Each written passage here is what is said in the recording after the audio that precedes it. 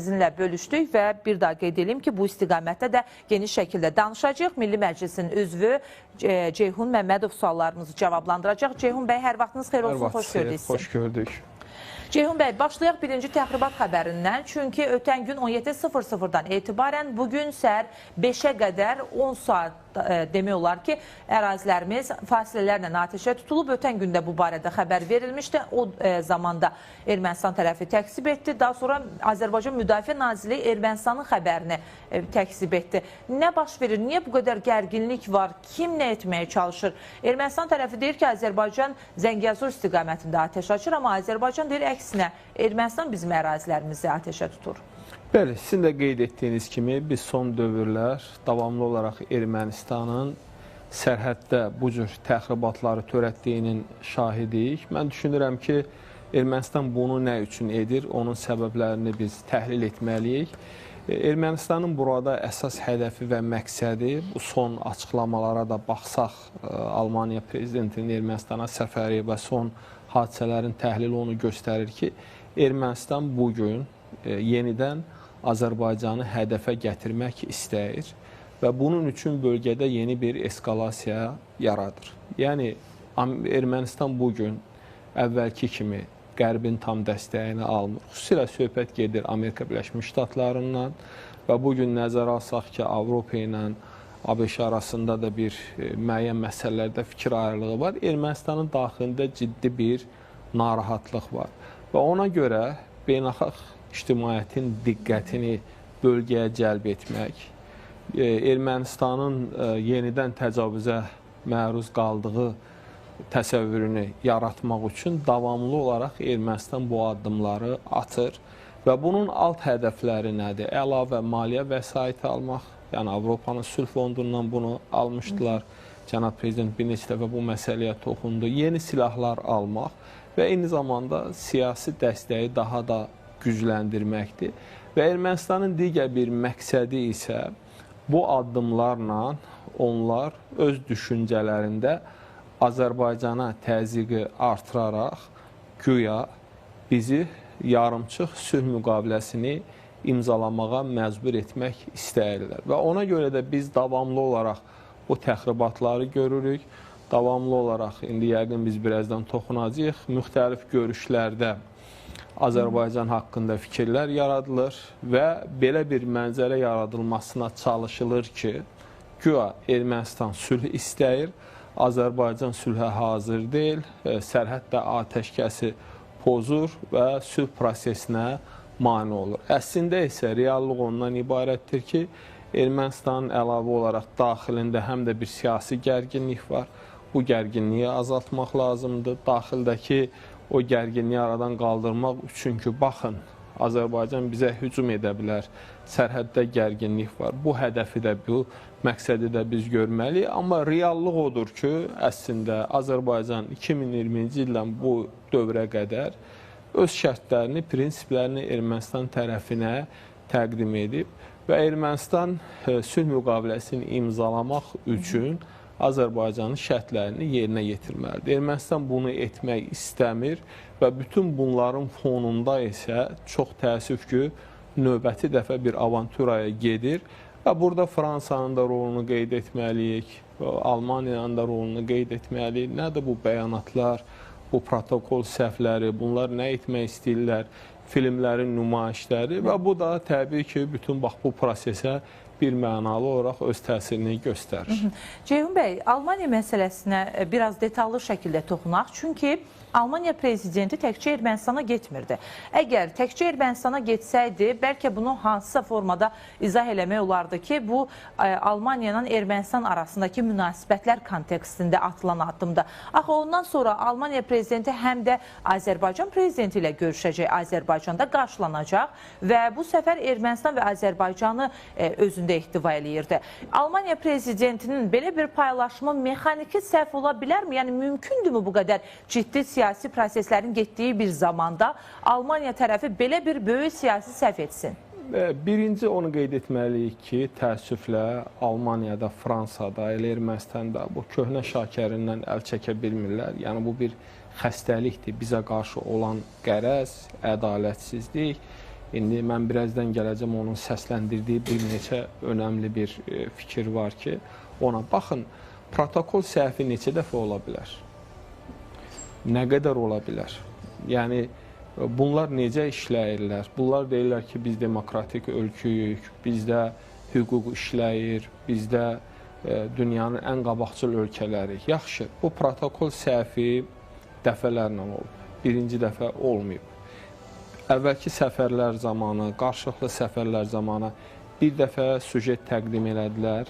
Həmin süjetdə Ermənistan ərazisini, yəni Azərbaycanla qarışdırdılar bir-birinə, bir məlumat getdi. Dedilər protokol səhvi. Paşinyan getdi Almaniyaya, orada xalqların öz müqavilədarlarını həll etmələri ilə bağlı bir sərsəm bəyanat verdi və bunlar da buna heç bir reaksiya vermədilər. Sonra dedilər protokol səhvidir. Yaxşı, gəlirik növbəti bir məsələyə. Söhbət ölkənin prezidentindən gedir.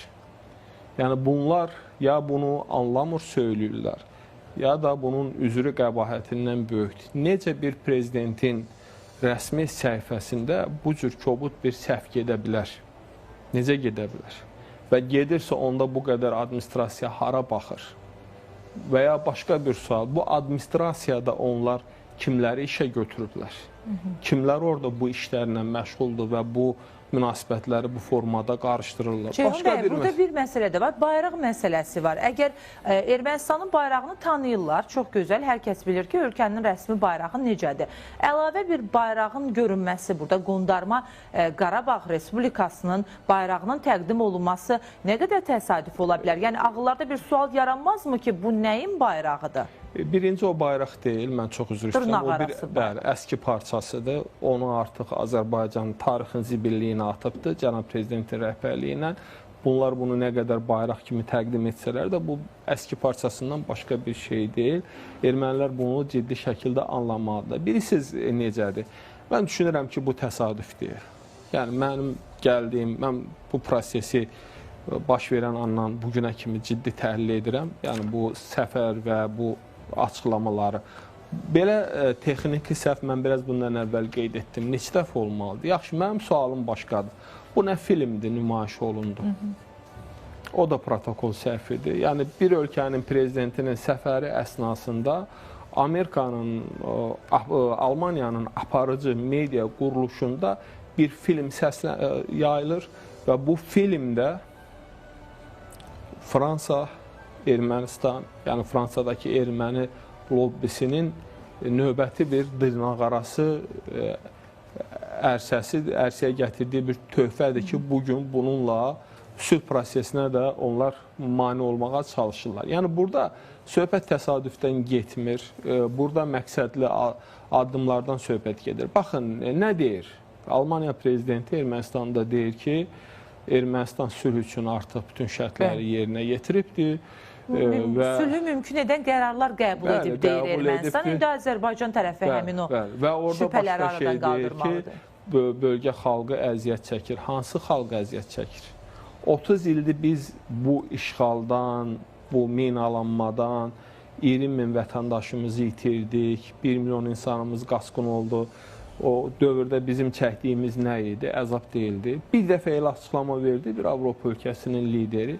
İndi deyir ki, bölgə xalqı əziyyət çəkir. Yəni, yaxşı, indi başqa bir sual, onlara bir sual veririk. Əgər siz hansısa ölkə ilə sülh müqaviləsi imzalasanız, həmən müqavilədə də sizə qarşı ərazi iddiası var, konstitusiyada. Siz o müqaviləni imzalayardınız, siz ona razı olardınız.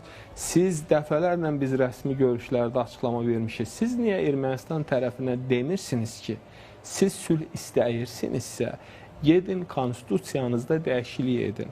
Yəni, burada çox absurd bir mənzərə yaranır ki, bizə qarşı ərazi iddiası var, Türkiyə qarşı ərazi iddiası var və Almaniya kimi, özlərinin dediyi kimi qocaman bir ölkə bizə deyir ki, heç nə olmaz, gedin müqavilə imzalayın. Sabah Ermənistan da deyəcək ki, mənim konstitusiyamda belə yazılır və Ermənistanın da məqsədi budur, vaxt udmaqdır, zaman udmaqdır. Yaxşı, başqa sual.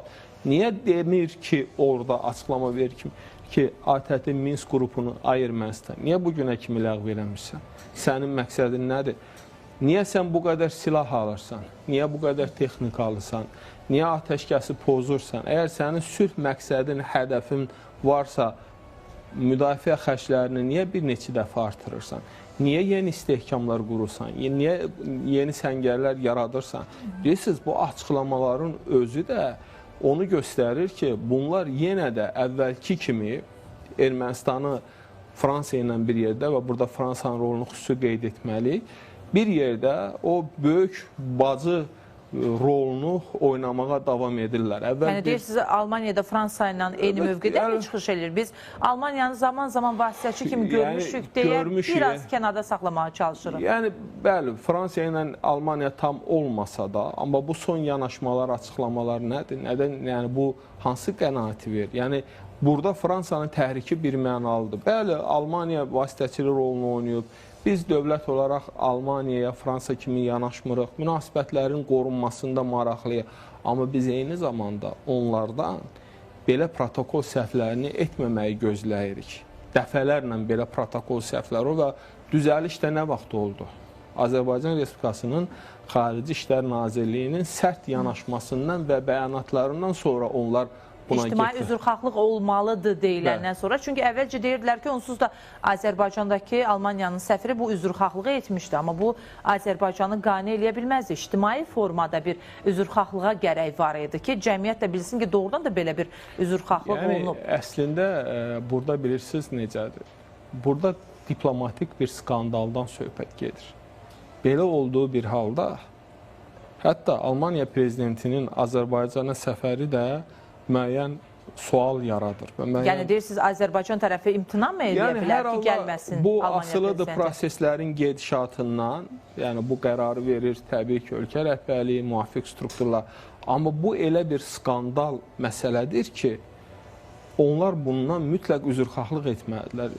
Yəni biz o məsələləri elə belə yanaşmalı deyilik. Bu film, mən biraz bundan əvvəl qeyd etdim, o filmin də üzərində biz çox durmalıyıq. Nədir bu?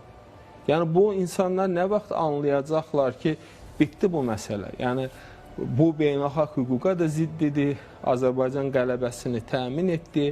Yəni, bu məsələlər artıq bitdi, gündəmdən çıxarılmalıdır. Bu, erməniləri belə məzlum göstərmək, erməniləri əzab çəkən bir xalq kimi göstərmək, bu faktlar göz qarşısındadır. Biz çəkirdik 30 il ərzində. İşğal eləmişdilər. Təklif elədik, gəlin bir yerdə yaşayaq, yaşamadılar. Getdilər, arxain oldular öz böyük bacılarına. Fikirləşdilər ki, bizə təzyiq edəcəklər. İndi isə anlayırlar ki, artıq heç nə mümkün deyil. Məsuliyyət bizdə deyil, axı məsuliyyəti Ermənistan özü daşıyır və onun havadarları daşıyır, elə Fransa daşıyır və eyni zamanda Biden-Blinken cütlüyü daşıyır. Onlar gətirdi, bax, belə bir gərgin vəziyyəti və Ermənistan da bugün bu vəziyyətdə hələ də eyni qaydada davam etməyə çalışır. Və biz buradan fürsətdən istifadə edib Ermənistana da deyirik ki, yəni bu cür avanturalara son qoymaq lazımdır. Siz əgər düşünürsünüzsə ki, Almaniya prezidenti gələcək Ermənistana və oradan deyəcək ki, Ermənistan bütün şərtləri yerinə yetirib müqavilə bağlamalıyıq, Azərbaycan bağlayacaq, bu avanturadan başqa bir şey deyil. Yəni biz beynəlxalq hüquqa əsasən bu tələbləri Ermənistan qarşısında dövlət olaraq qoymuş. Ceyhun bəy, Almaniya prezidenti Ermənistana getdi və ermənipərəst mövqedən çıxış elədi deyə bilərik. Çünki Azərbaycanla bağlı bəzi fikirlər irəli sürüldü. İndi Azərbaycana gələcək. Bu zaman sizcə biz hansı mövqe görəcəyik? Yəni bu mövqedə müəyyən korrektələr olunacaqmı? Ermənistanın da Almaniyaya müəyyən təzyiq imkanları var. Bu baxımdan deyirəm təzyiq imkanları ki, bizim arxamızda dayanmadınız, bizə dəstək olmadınız. Yenə də biz şüarlar eşidəcəyik. Əgər Almaniya prezidenti Azərbaycanda Azərbaycana yönəlik ən xırda bir ifadə belə işlətsə, o zaman sizcə biz Almaniya prezidentindən daha çox hansı ritorikanı izləyəcəyik? Birinci biz onu xüsusi vurğulamalıyıq ki, yəni bizim izləyicilərimiz də bilsin ki, yəni Almaniyanın dövlət qurumlarında xeyli ermənilər çalışırlar.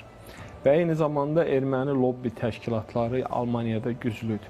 Media strukturlarında güclüdür və bunlar bu təsiri də göstərirlər.